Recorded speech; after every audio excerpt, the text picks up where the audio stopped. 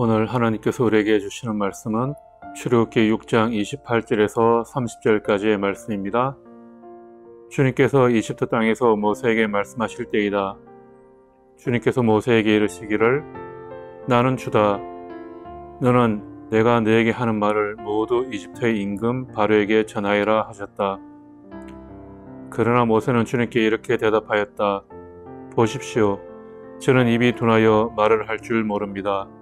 바로가 어찌 저의 말을 듣겠습니까? 아멘.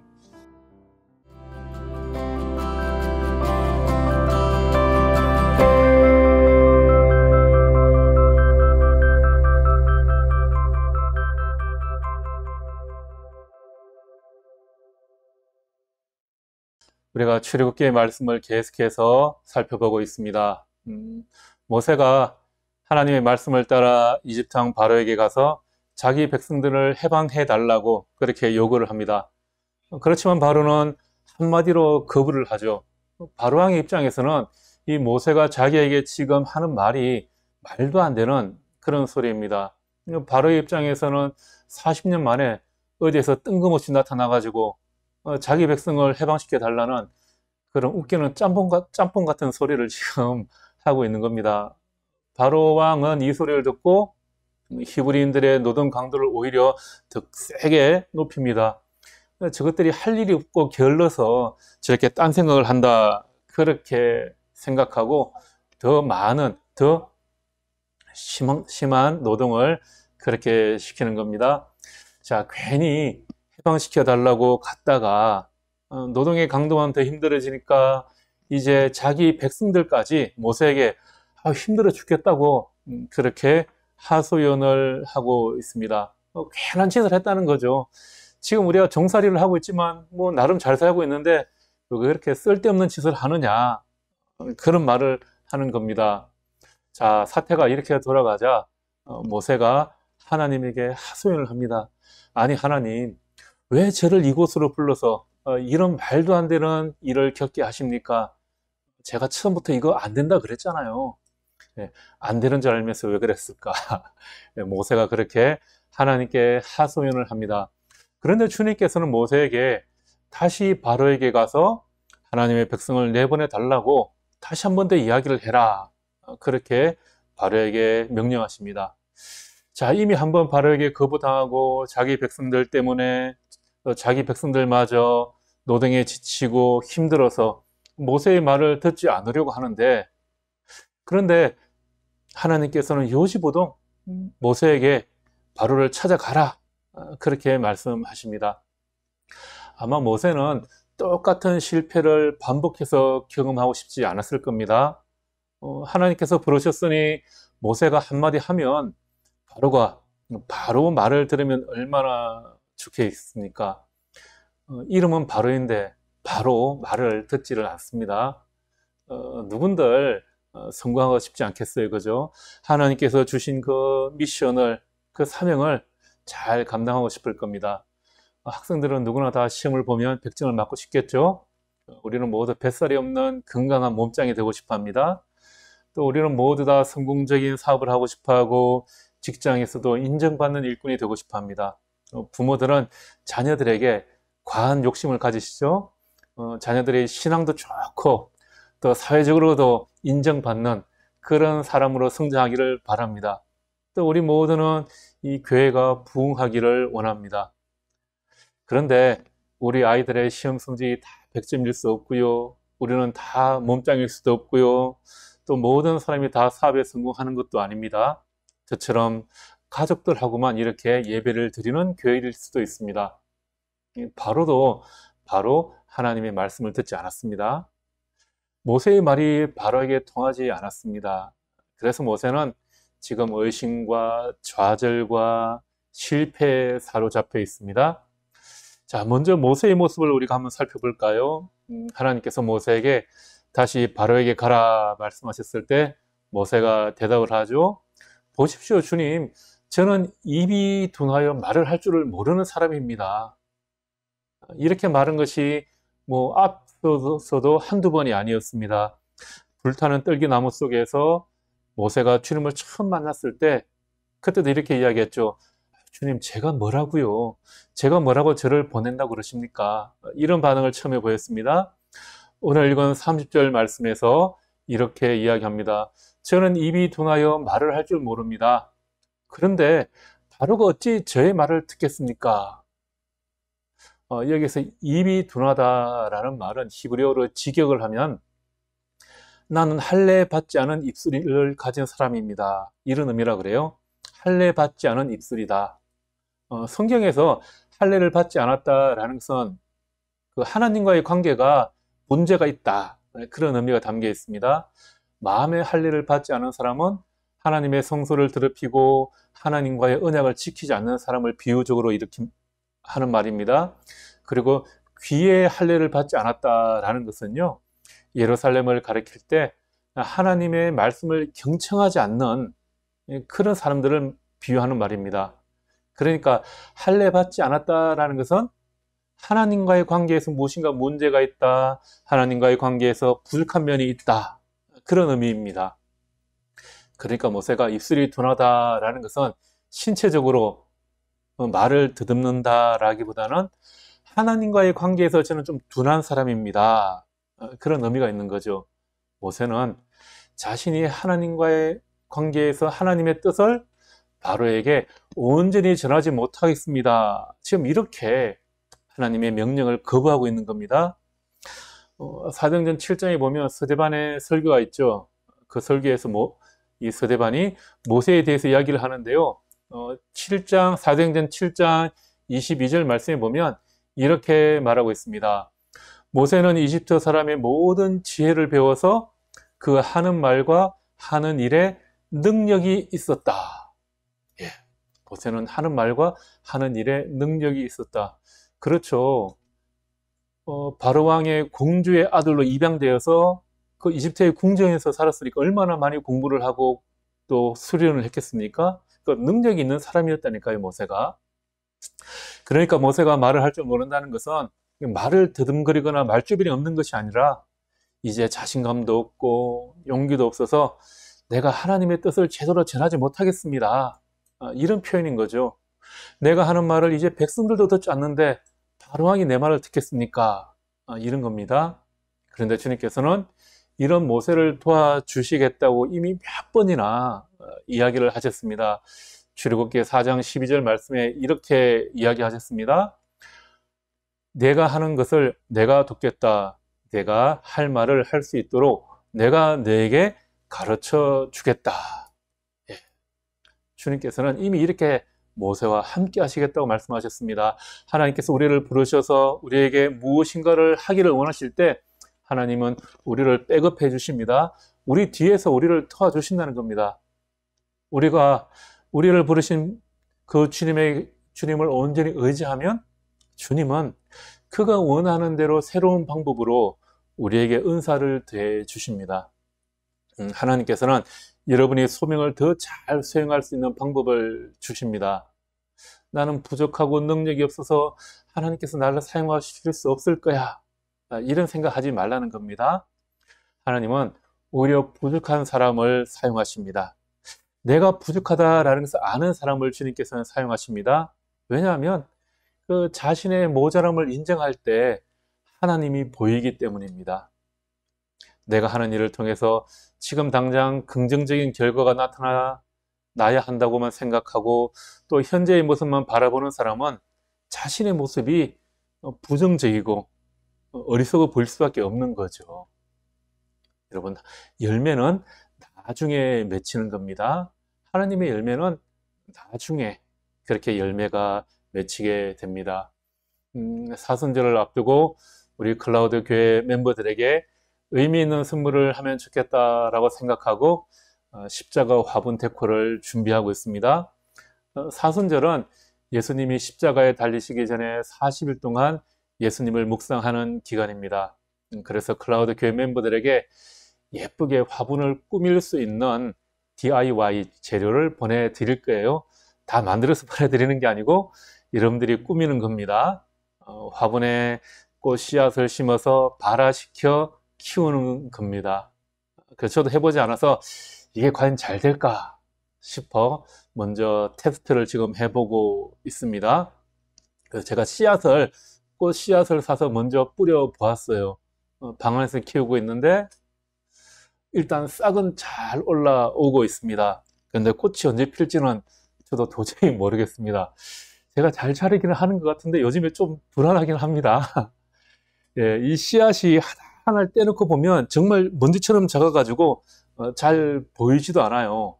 그래서 여기에서 과연 씨앗이 잘 발아하게 될지, 과연 여기에서 꽃이 얼마나 어떻게 필지 참 걱정입니다. 우리가 이 씨앗에서 싹이 자라게 할 수 없고요. 우리의 노력으로, 우리의 힘으로 이 씨앗에서 꽃이 피게 결정할 수는 없습니다. 그런데 아마 시간이 지나면 꽃이 피기는 할 것 같아요. 예. 싹이 나고 어느 정도 자랄 때까지는 매일매일 달라지는 게 보이더라고요. 그런데 어느 정도 싹이 올라온 이후로부터는 한 지금 며칠째 전혀 달라지는 게 없어 보입니다. 그래서 이놈이 성장이 멈춘 건지, 물을 너무 많이 주는 건 아닌가, 아니 혹시 물이 너무 적은 건 아닌가, 온갖 걱정을 다 하고 있습니다. 그런데 여러분, 모든 일에는 다 때가 있는 겁니다. 싹이 올라왔다고 바로 꽃이 피는 게 아니잖아요.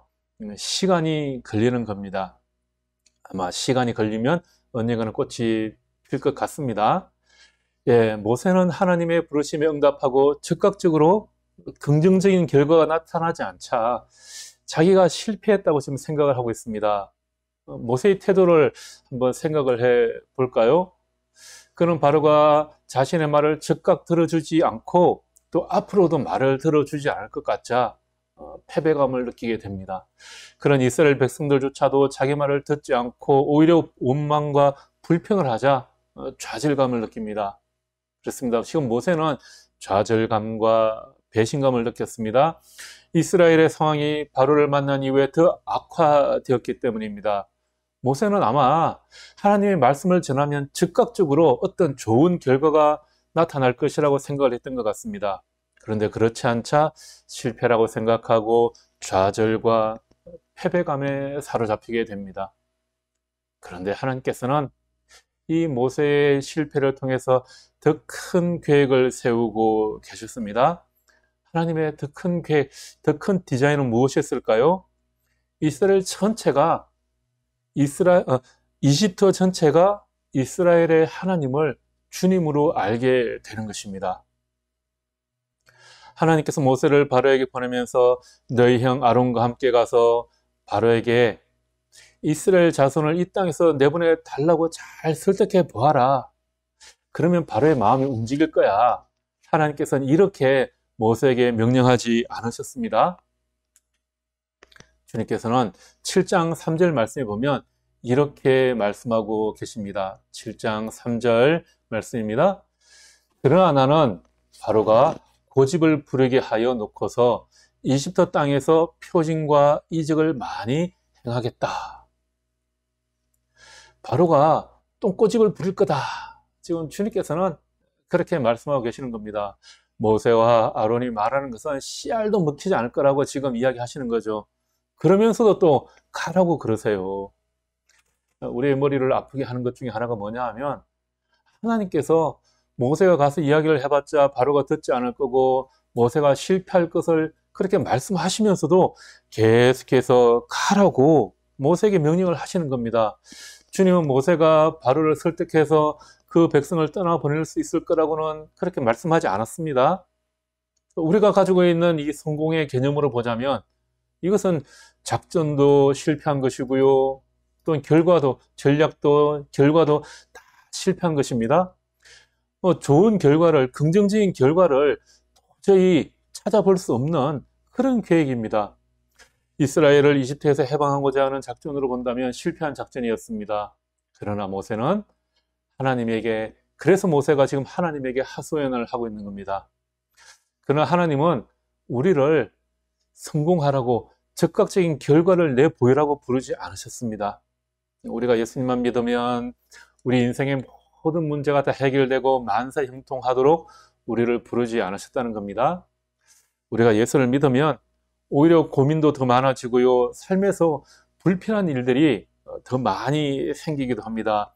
베드로전서 4장 13절에 이렇게 말씀하고 있습니다. 베드로전서 4장 13절 말씀입니다. 그만큼 여러분은 그리스도의 고난에 동참하는 것이니 기뻐하십시오. 그러면 그의 영광이 나타날 때에 여러분은 또한 기뻐 뛰며 즐거워하게 될 것입니다. 마태복음 16장 24절에서는 또 이렇게 말씀하고 있습니다. 그때 예수께서는 제자들에게 말씀하셨다. 누구든지 나를 따라오려거든 자기를 부인하고 제 십자가를 지고 나를 따라오너라. 우리가 주님을 믿으면, 하나님을 믿으면, 예수님을 믿으면 만사 형통한 것이 아니라 오히려 고난이 함께 할 것이다. 그렇게 말씀합니다. 그리고 기쁨은 먼 나중의 일이 될 것이다 라고 말씀하십니다. 사실 우리가 고생하려고 예수를 믿는 건 아니잖아요. 우리가 실패하려고 일부러 노력하는 것도 아닙니다. 우리가 주님을 따를 때 오는 어려움을 통해서 하나님의 더 큰 계획, 더 큰 그림, 더 큰 디자인을 알아가게 되는 겁니다. 하나님께서는 더 큰 그림을 가지고 계신다라는 거죠. 요즘 말로 해서 여러분들 향한 빅픽처가 하나님께는 있으시다라는 겁니다. 우리가 장애물에 직면했을 때 하나님이 일시적인 성공보다 더 큰 그림을 가지고 계시다라는 것을 여러분들이 꼭 기억하시기 바라겠습니다.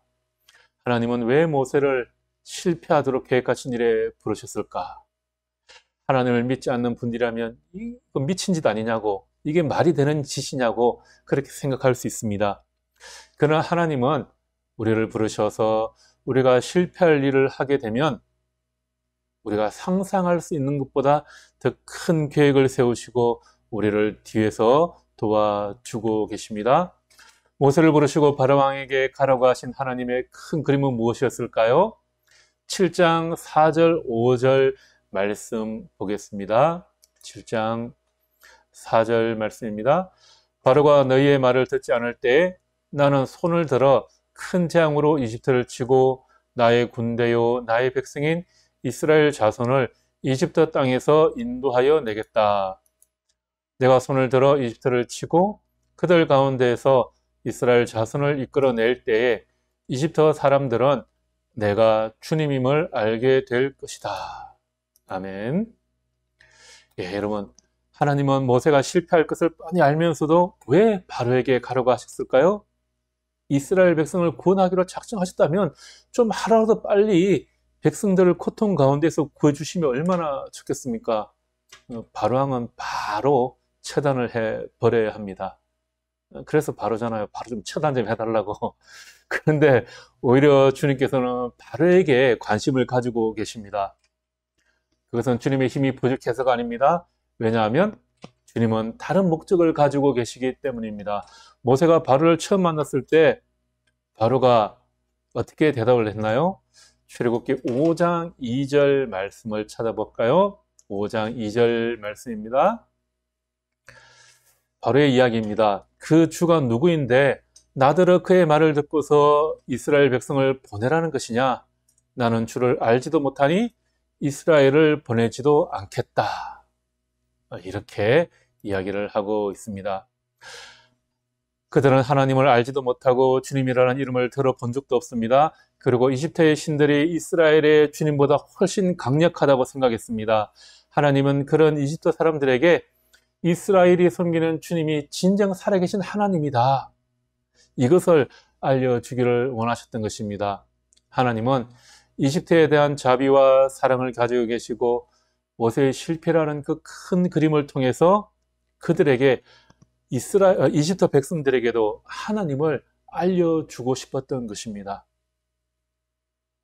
하나님은 그가 주님이심을 알 수 있도록 이 모든 일을 하고 계십니다. 우리가 하나님을 아는 방법이 두 가지가 있습니다. 구원의 은혜를 경험함으로써 우리가 하나님이 나의 주님이심을 경험하게 됩니다. 이스라엘 백성들은 6월절에 자신들을 구원하시는 그 하나님을 통해서 하나님을 경험했습니다. 하나님을 아는 또 다른 한 가지 방법은 음, 심판의 진노를 경험함으로써 주님을 알게 됩니다. 하나님은 이집트 왕 바로에게 재앙을 내림으로써 주님임을 알게 하셨습니다. 우리가 주님에게 속하면 진노가 사라지고 오직 은혜와 구원만이 있습니다. 여러분 모두 하나님의 말씀을 듣고 마음이 부드러워져 하나님을 인정하고 구원의 은혜를 누리실 수 있게 되기를 바랍니다. 바로처럼 마음이 굳어져 있으면 하나님께서 한 대가 아니라 몇 대 하나님에게 몇 대 맞고 그렇게 하나님을 인정할 수밖에 없다는 거죠. 우리의 삶에 반드시 긍정적인 결과가 즉시 나타나는 것이 다 성공은 아닙니다. 왜냐하면 때때로 하나님은 우리가 고난과 실패를 겪도록 디자인하고 계시기 때문입니다. 주님은 여러분을 향해 더 큰 그림을 염두에 두고 계시기 때문에 그렇게 하시는 것입니다. 그러면 우리가 어떻게 해야 할까요? 그리스도인들의 성공 공식은 하나님의 말씀에 충실히 하는 것입니다. 하나님께서 모세에게 바라신 것이 무엇입니까? 바로에게 가서 말발로 그를 설득시키라는 것이 아니었습니다. 하나님이 모세에게 명령하신 것을 그대로 그냥 바로에게 전하라는 것이었습니다. 7장 2절 말씀 우리 한번 읽어보겠습니다. 하나님께서 모세와 아론에게 명령하신 것이 7장 2절에 나와 있는데요. 너는 내가 너에게 명한 것을 너의 형 아론에게 말하여 주고 아론은 그것을 바로에게 말하여 이스라엘 자손을 그 땅에서 내보내 달라고 하여라. 모세와 아론은 하나님의 이 명령에 어떻게 반응했을까요? 7장 6절 말씀입니다. 7장 6절에 모세와 아론은 주님께서 자기들에게 명하신 대로 하였다. 그들은 충실했습니다. 모세와 아론은 주님께서 그들을 부르신 그대로 정확하게 했습니다.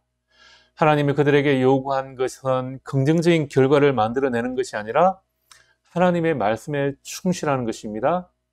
모세 자신의 성공의 기준으로 봤을 때 바로를 설득할 수 없어 보이니까 자기는 말을 제대로 못하는 사람이라고 그렇게 이야기를 하는 겁니다.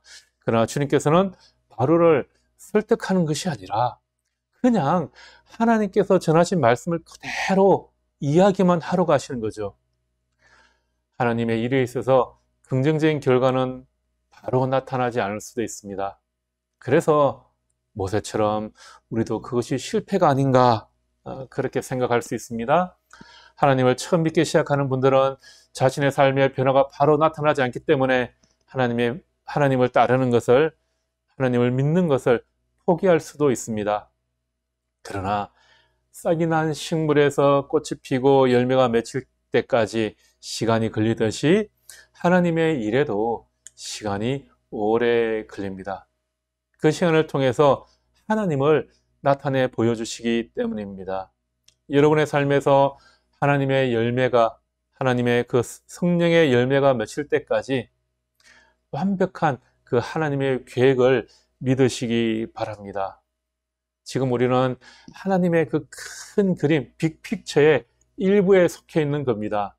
지금 여러분들의 삶에 충실하면 하나님의 큰 그림의 한 조각을 이루어 나가는 것입니다. 하나님께서는 이집트 사람들과 바로 왕도 주님을 알게 되기를 원하셨습니다. 이것이 주님의 큰 계획이십니다. 여러분이 주님을 알게 되기를 원하십니다. 하나님은 여러분들을 사랑하시기 때문입니다. 하나님의 사랑을 알아가는 방법이 무엇일까? 하나님을 많이 생각하는 것입니다. 다음 주일에 자세히 말씀드리겠지만 2월 17일부터 사순절이 시작됩니다. 이 기간에 클라우드 교회는 40일간의 사순절 챌린지를 하게 됩니다. 예수님을 생각하는 시간을 많이 갖자는 겁니다. 예수님을 많이 생각하면 여러분을 향한 하나님의 사랑을 알게 됩니다. 예수님을 많이 생각하면 하나님의 말씀에 충실하게 됩니다. 그리고 하나님의 말씀을 그대로 따라 행할 때 여러분들을 향한 하나님의 더 큰 계획을 깨닫게 될 것입니다.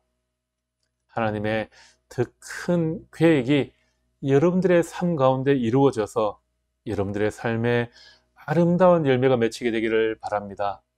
그래서 주님께서 주시는 그 기쁨이 넘치는 삶이 되기를 축복합니다. 여러분 모두에게 그런 은혜가 넘치기를 다시 한 번 더 기도합니다. 기도하겠습니다. 주님이 그대 앞에 계셔서 그대에게 바른 길 보이시기 바랍니다.